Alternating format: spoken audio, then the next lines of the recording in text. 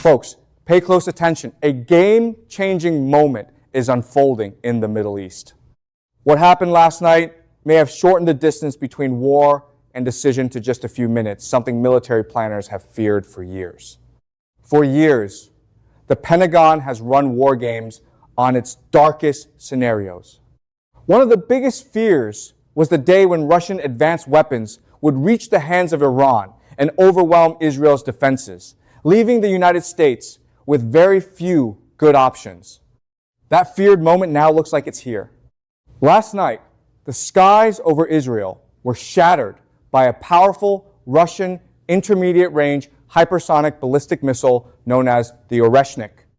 Reports indicate this missile, capable of speeds exceeding Mach 10 or more than 7,600 miles per hour, has now appeared in Iranian hands and struck Israeli targets with devastating effect.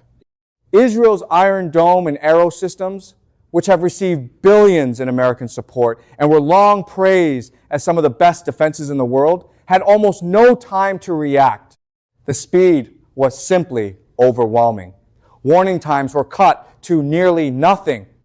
While Israel scrambled to respond, Washington's immediate reaction was the same familiar one we've heard many times before.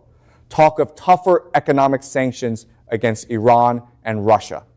But tonight, many thoughtful Americans are rightly asking, when the battlefield moves this fast, are our old economic tools still enough?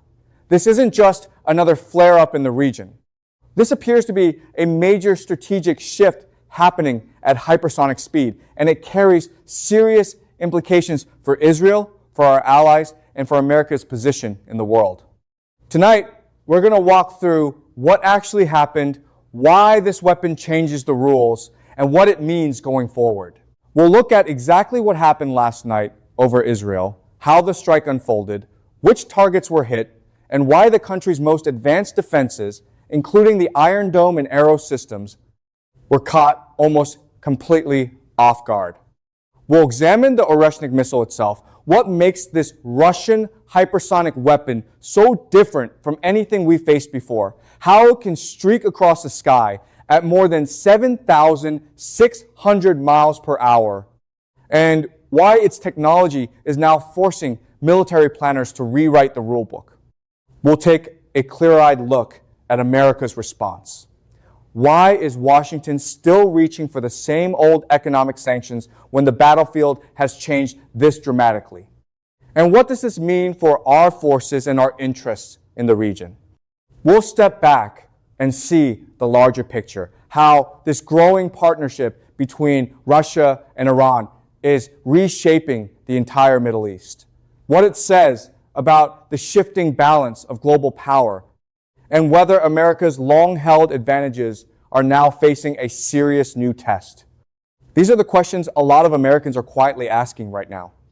If you're tired of the usual headlines that only scratch the surface, and you want straight talk about what these developments really mean for America and our allies, then I invite you to stay with this channel.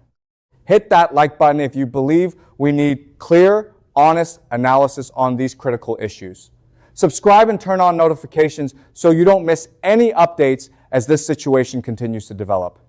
And let me know in the comments, what do you think is the biggest challenge America faces in responding to weapons like this? Your thoughts matter, and I read every one of them. Now, let's get into the details. Let's start with what actually took place on the ground, or more accurately, in the skies last night. According to multiple reports, Iranian forces launched a number of Oreshnik missiles toward Israeli territory. These weren't the usual short-range rockets or cheap drones we've grown accustomed to seeing in previous rounds of fighting. These were true intermediate-range hypersonic ballistic missiles, and they arrived with terrifying speed. Israeli air defenses lit up immediately. The Iron Dome, which has intercepted thousands of slower rockets from Gaza and Lebanon over the years, went active.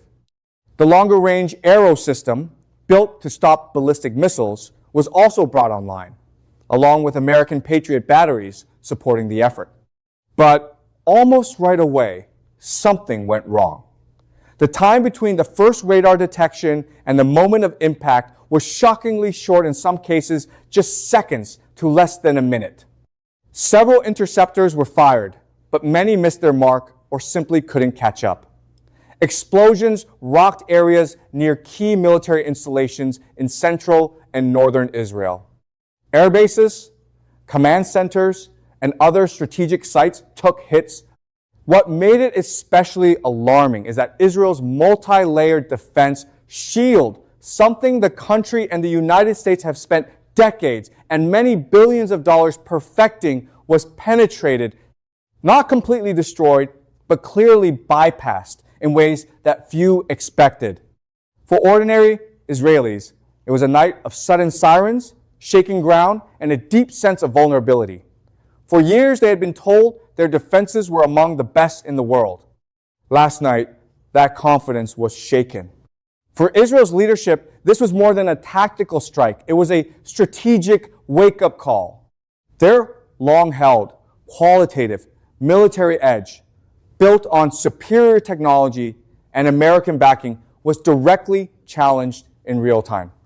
In Washington, the first response was quick but predictable. President Trump condemned the attack strongly and reaffirmed full support for Israel.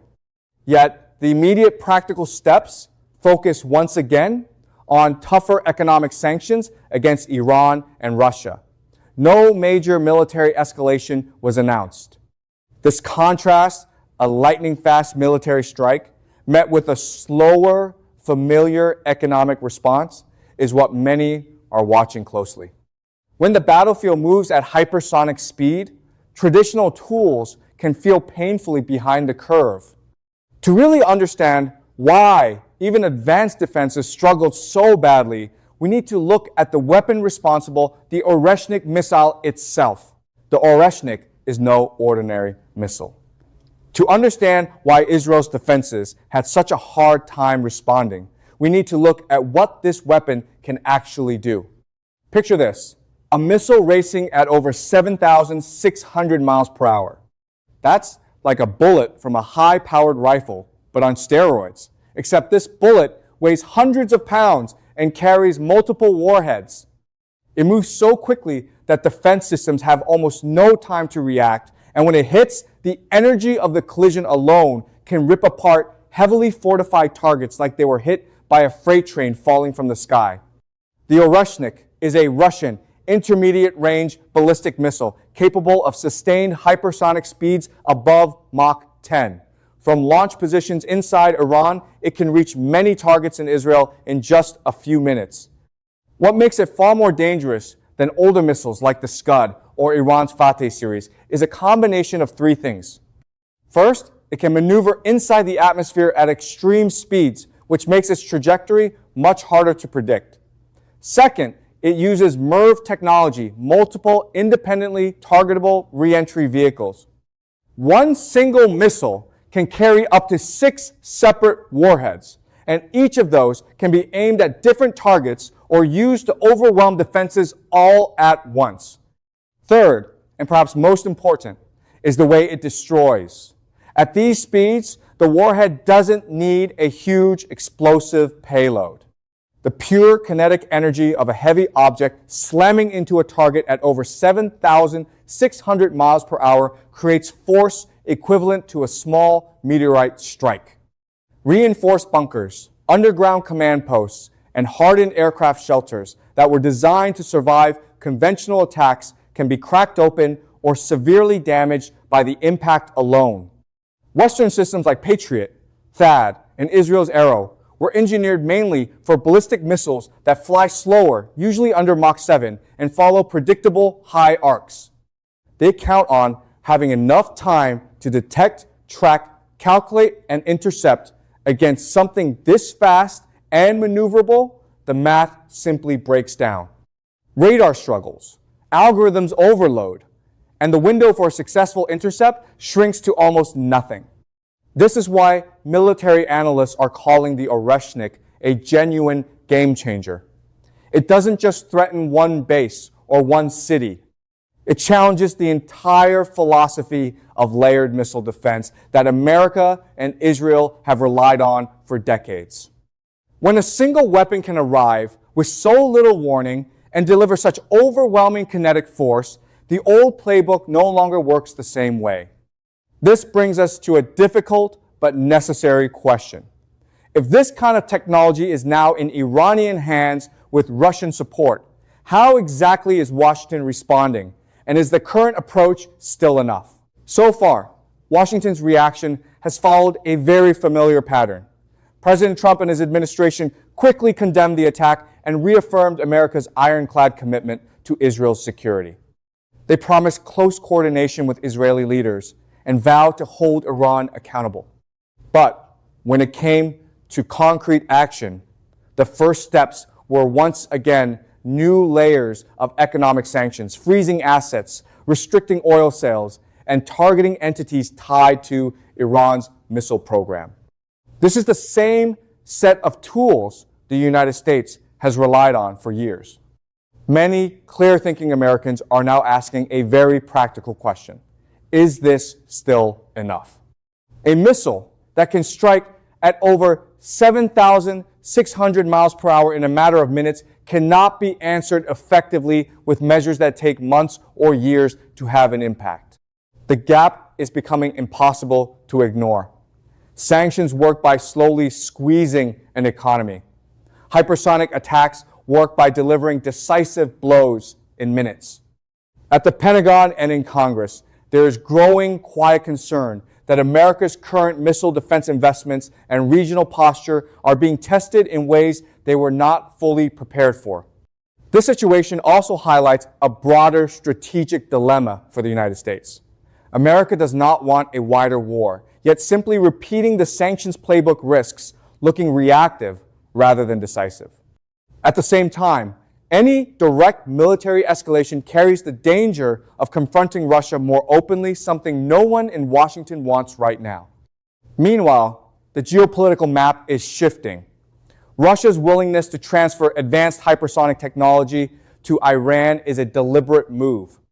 It forces the United States to spread its attention and resources thinner between supporting Ukraine and Europe, maintaining presence in the Indo-Pacific, and now facing a more capable Iran in the Gulf. American bases in Qatar, the UAE, and elsewhere suddenly feel a little less secure when hypersonic threats can reach them with minimal warning.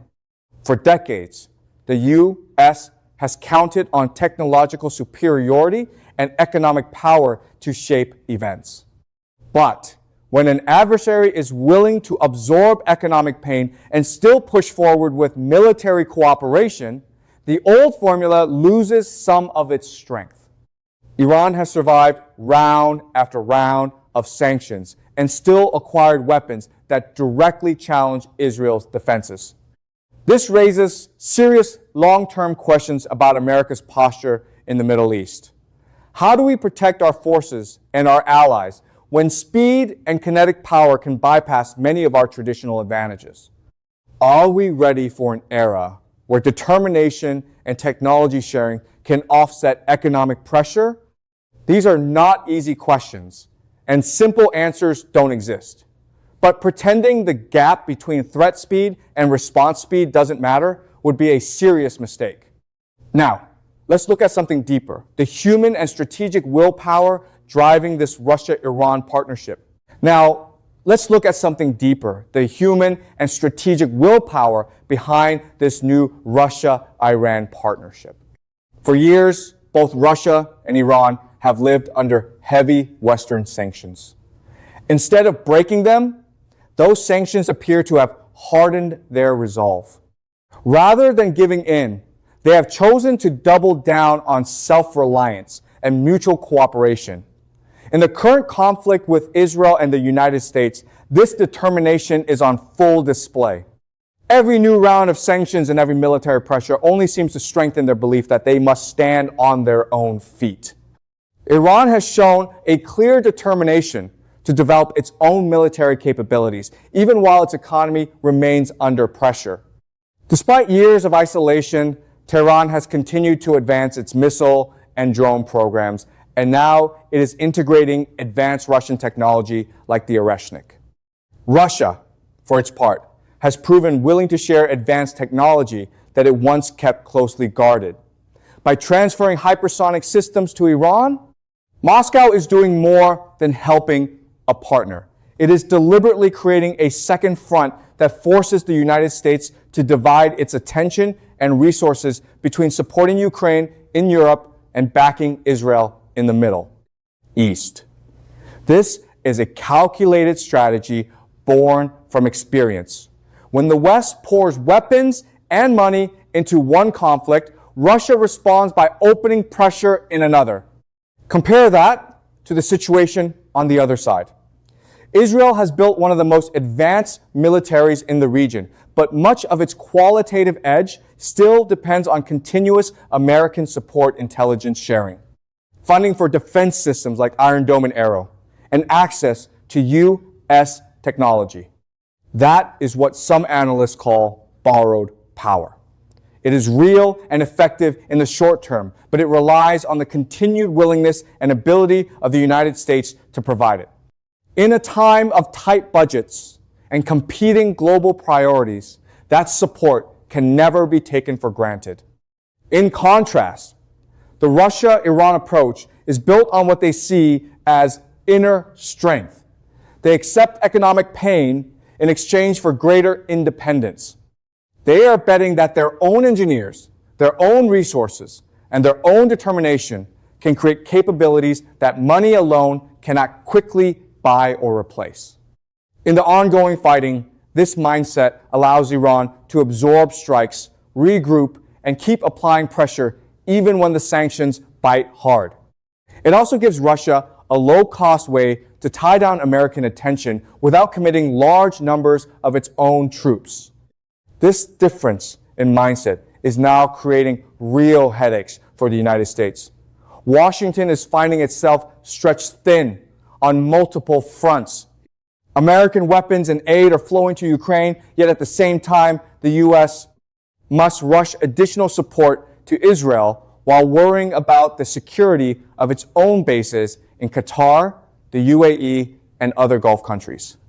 Hypersonic threats mean those bases, once considered relatively safe rear areas, could suddenly come under direct risk with very little warning. This is forcing U.S. planners to make difficult choices about where to position limited air defense assets, carrier groups, and intelligence resources. In short, the Russia-Iran partnership is successfully turning America's global commitments into a source of strategic fatigue. This difference in mindset matters a great deal. When one side is willing to endure long-term hardship to build independent military power, while the other side depends on alliances and external support, the long-term strategic picture can shift in unexpected ways. In the current Iran-Israel confrontation, we are already seeing the effects. Israel must now factor in a much faster and more unpredictable threat. And the United States finds itself in a position where its traditional economic levers feel slower and less decisive than the kinetic strikes coming from the other side. Neither Russia nor Iran is hiding their strategy. They openly talk about creating a new axis of cooperation that reduces their dependence on Western-dominated systems.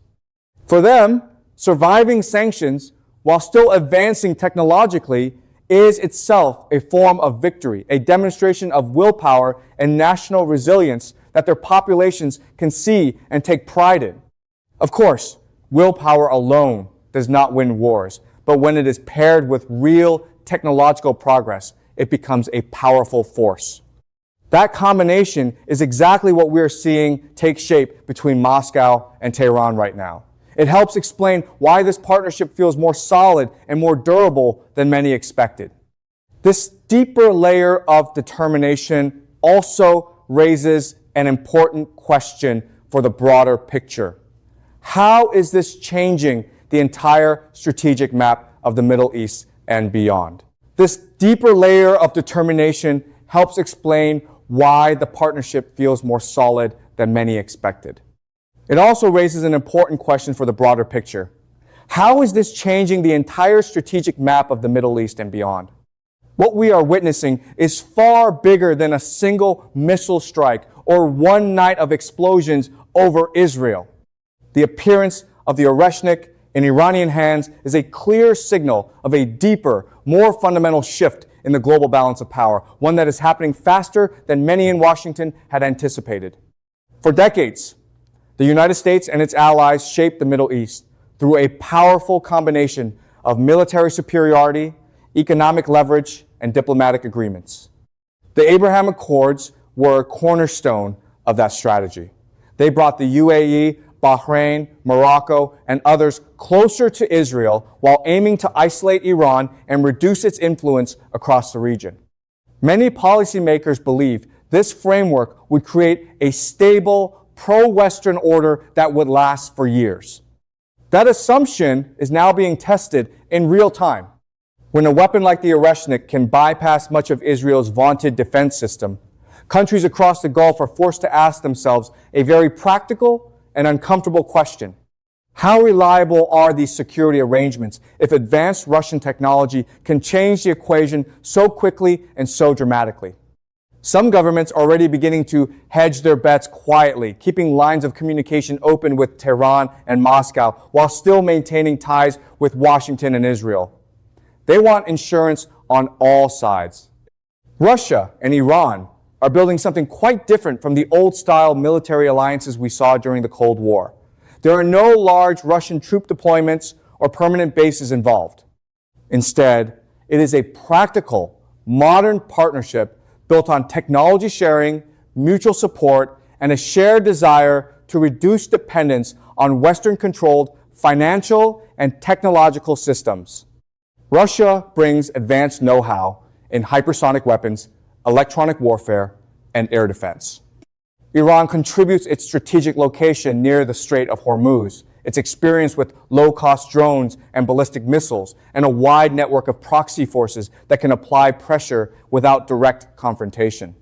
Together, they are creating a combined capability that is both flexible and expensive for the United States to counter on multiple fronts at once. This development is accelerating the move toward a more multipolar world. For years after the end of the Cold War, many assumed American power would remain unchallenged. Today, we are seeing clear signs that other centers of influence are rising and willing to challenge long-held arrangements, not necessarily through direct war, but through smart cooperation, technological leaps, and a willingness to endure economic pain. What Russia and Iran are doing in the Middle East today may serve as a model that other nations are watching closely. The implications reach well beyond the Middle East. If Russia can successfully help Iran field weapons that neutralize key parts of Israel's air defenses, it sends a strong message to capitals from Europe to East Asia.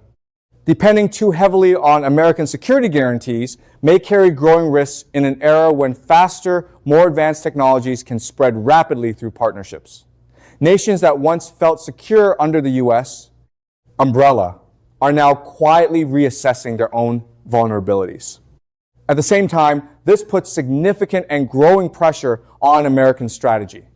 The United States must now decide how to protect its vital interests and its allies without being pulled into endless new commitments or direct confrontations with Russia. Maintaining technological superiority is no longer enough if adversaries can acquire game-changing capabilities through determination and cooperation. Washington is learning that it cannot be strong everywhere at once and that its resources, both military and financial, are not unlimited. We are entering an era where speed, resilience, and the willingness to accept economic costs may matter as much as traditional measures of military strength. The old order that relied heavily on U.S. dominance and Western technological monopoly is showing clear signs of strain. The rules of the game are changing, and they are changing faster than many expected. None of this means the United States is weak or finished. America still possesses enormous strengths. But it does mean that the comfortable assumptions of the post-Cold War era no longer fully apply, and new thinking will be required to navigate the years ahead. As this new landscape takes shape, one final point deserves our careful attention: what all of this could mean for the future of escalation and the risks we all face in the coming years. The Oreshnik is more than just a missile. It has become a powerful symbol of a changing era, an era where raw speed can override many of the defenses we once trusted, where economic pressure no longer guarantees control, and where determined partnerships between nations can reshape the strategic map faster than most people expected. When weapons travel at over 7,600 miles per hour and deliver devastating kinetic force with almost no warning, the old rules of engagement and deterrence begin to weaken. The red lines that once helped keep conflicts from spiraling out of control are becoming much harder to maintain. In a world where reaction time is measured in minutes rather than hours or days, the margin for miscalculation grows dangerously thin, and the potential consequences of even a small error could be far-reaching. This is not just a problem for Israel or the Middle East. It is a serious challenge for the United States and for every nation that has relied on American leadership and technological superiority for its security. The balance of power that shaped the world many Americans grew up with is shifting, and it is shifting at hypersonic speed. None of us can predict with certainty how this story will unfold in the weeks and months ahead. What we do know is that staying informed with clear, honest, and detailed analysis has never been more important for all of us who care about America's role in the world. If this report helped you see the bigger picture more clearly and understand the real implications of these rapid changes, I'd appreciate it if you would hit the like button. It helps this kind of straightforward reporting reach more people who need to hear it. If you want to stay updated as this situation continues to develop, please subscribe and turn on notifications. We will keep bringing you clear, no-spin updates without the usual noise or political spin. And I genuinely want to hear from you in the comments below. Do you believe traditional economic sanctions can still be effective against hypersonic threats like this? Or has the game changed in a way that requires a fundamentally different approach? What concerns you most about the speed at which the balance of power is shifting in the Middle East and what it means for America's future security? Your thoughts matter, and I read every single comment. Thank you for staying with me until the end of this report. Stay safe, stay informed, and I'll see you in the next update.